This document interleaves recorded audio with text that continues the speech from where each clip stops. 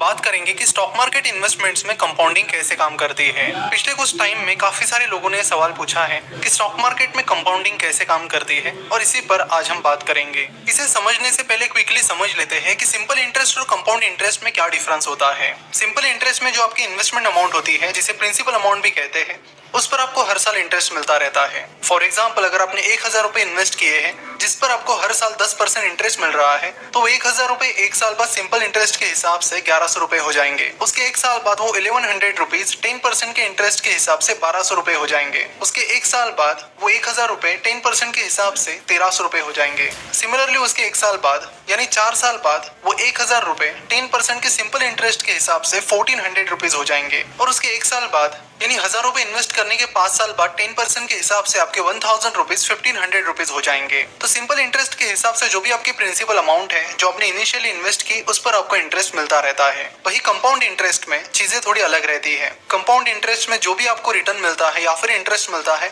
उस पर आपको रिटर्न मिलते चलते रहते हैं। फॉर एग्जाम्पल, आपने 1000 रुपए इन्वेस्ट किए हैं और हर साल उस पर आपको कंपाउंडिंग 10% रिटर्न मिल रहा है, तो उसके हिसाब से वो 1000 रुपीज एक साल बाद 1100 रुपए हो जाएंगे। अगले साल जो 10% कंपाउंड इंटरेस्ट आपको मिलेगा वो 1000 रुपीज पर नहीं बल्कि 1100 रुपीज पर मिलेगा। तो इस हिसाब से रिटर्न्स पर रिटर्न्स आपको मिलते हैं। सो 1000 रुपए की इन्वेस्टमेंट एक साल के कंपाउंड इंटरेस्ट के बाद 1100 रुपीज हो जाएगी। 2 साल बाद वो 1210 रुपए हो जाएगी, क्योंकि दूसरे साल जो 10% रिटर्न आपको मिला है वो 1000 रुपीज की इनिशियल इन्वेस्टमेंट पर नहीं बल्कि 1100 रुपीज पर मिला है। सिमिलरली तीसरे साल जो 10% इंटरेस्ट आपको मिलेगा वो 1210 रुपए पर मिलेगा, जिसके चलते 3 साल बाद आपकी अमाउंट 10% कंपाउंड इंटरेस्ट के हिसाब से 1331 रुपीज हो जाएगी। सिमिलरली उसके अगले साल जो 10% रिटर्न आपको मिलेगा वो 1331 रुपीज पर मिलेगा। तो इसके हिसाब से 4 साल बाद आपके 1000 रुपए 10% कंपाउंड इंटरेस्ट के हिसाब से 1464.1 रुपीज हो जाएंगे और 5 साल बाद वो अमाउंट 1610.5 रुपीज हो जाएगी। तो 10% के सिंपल इंटरेस्ट के हिसाब से आपके 1000 रुपीज 5 साल बाद 1500 रुपीज हो गए। वही आपने किए हुए 1000 रुपीज 10% कंपाउंड इंटरेस्ट के हिसाब से 5 साल बाद 1610.50 रुपीज हुए।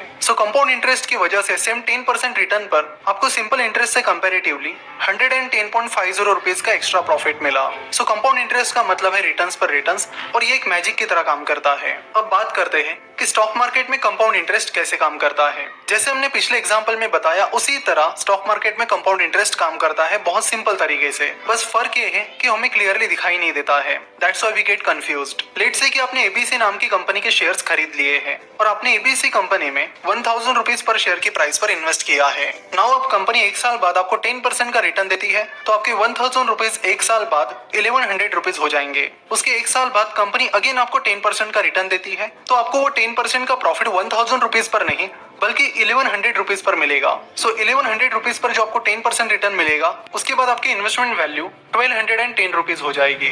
सिमिलरली तीसरे साल भी आपको 10% रिटर्न उस स्टॉक पर मिलता है, तो वो 10% रिटर्न 1210 रुपीज पर आपको मिलेगा। So 1210 rupees plus 10% which is equal to 1331 rupees. So इस तरह स्टॉक मार्केट में हर साल जो रिटर्न आपको मिल रहा है, उस पर भी आपको रिटर्न मिलता चला जाएगा। इसे ही कंपाउंडिंग कहते हैं। जनरली जब आप स्टॉक मार्केट में लॉन्ग टर्म के लिए इन्वेस्ट करते हो, तो ऑटोमेटिकली आपकी इन्वेस्टमेंट्स कंपाउंड होती चली जाती है। बस फर्क ये है कि वो हमें दिखाई नहीं देता। अगर आपने इन्वेस्ट की हुई कंपनी ने हर साल कितना रिटर्न दिया है, इसके कैलकुलेशंस करोगे तो आपको आपके इन्वेस्टमेंट में कंपाउंडिंग दिखाई देगी। जनरली कंपाउंडिंग शुरुआती सालों में दिखाई नहीं देती, लेकिन जैसे जैसे टाइम पीरियड बढ़ता है, कंपाउंडिंग की पावर भी दिखाई देती है। फॉर एग्जाम्पल, अगर आप 1 लाख रुपए इन्वेस्ट कर रहे हो जिस पर आपको स्टॉक मार्केट में 15% का इंटरेस्ट मिल रहा है, तो वो 1 लाख रुपए 15% कंपाउंड इंटरेस्ट के बाद 28 साल बाद 50 लाख रुपए हो जाएंगे। सो 1 लाख रुपए 15% कंपाउंड इंटरेस्ट के हिसाब से 28 साल बाद 50 लाख रुपए हो गए। और फिर अगले 5 साल बाद यानी टोटल 33 इयर्स के बाद वो 1 लाख रुपए 1 करोड़ रुपए बन जाएंगे। सो उस 1 लाख रुपए के इन्वेस्टमेंट को 15% कंपाउंड इंटरेस्ट के हिसाब से 50 लाख होने में 28 साल लगे और उसमें 50 लाख और जुड़ने में सिर्फ 5 साल लगे। सो इस तरह से कंपाउंडिंग लॉन्ग टर्म में काफी तेजी से काम करती है, जिसमें आपको